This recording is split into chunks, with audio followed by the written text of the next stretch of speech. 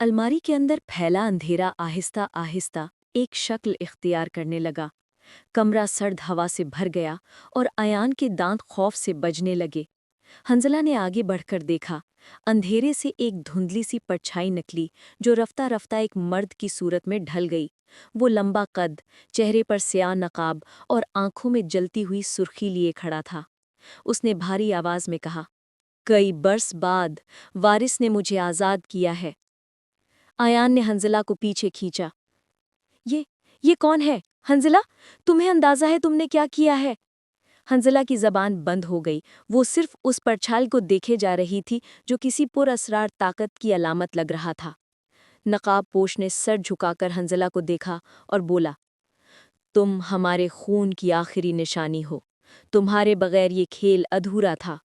अब तुम्हें फैसला करना होगा, साथ देना है या सबको अपने साथ दफन करना है। अयान ने कांपती आवाज में कहा, हम कोई खेल खेलने नहीं आए, हमें जाने दो।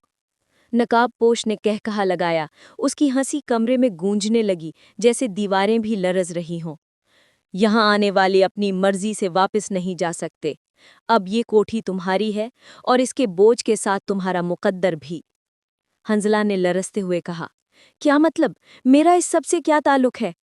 नकाबपोश ने हाथ उठाया तो कमरे की दीवार पर रोशनी से एक मंजर उभरा। मंजर में वही खानदान दिखाई दे रहा था जो तस्वीरों में था, माँ, बाप और बच्ची। लेकिन इस बार मंजर बदल गया। माँ बच्ची को बचाने की कोशिश कर रही थी और बाप किसी स्याह साए के सामने झुका हुआ था। नकाबपोश ने गरजती हुई आवाज में कहा, ये तुम्हारा खानदान था। तुम्हारे बाप ने ताकत के लालच में हमें बुलाया और बदले में अपनी ही औलाद को कुर्बान कर दिया। तुम वो वारिस हो जो इस बदअहदी को तोड़ने के लिए लौटी हो।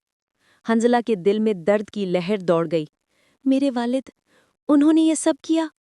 अयान ने बेचैनी से कहा, हंजला, ये सब झूठ है, मत सुनो इसे, ये बस हमें फांसने आया है।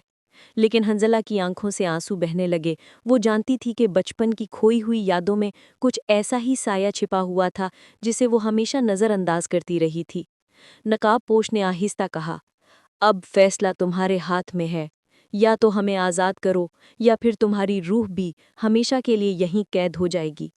ये कहकर उसने अपनी बाहें फैलाईं। कमरे की ज़मीन हिलने लगी। अलमारी से निकलने वाला अंधेरा हर सिमत फैलने लगा।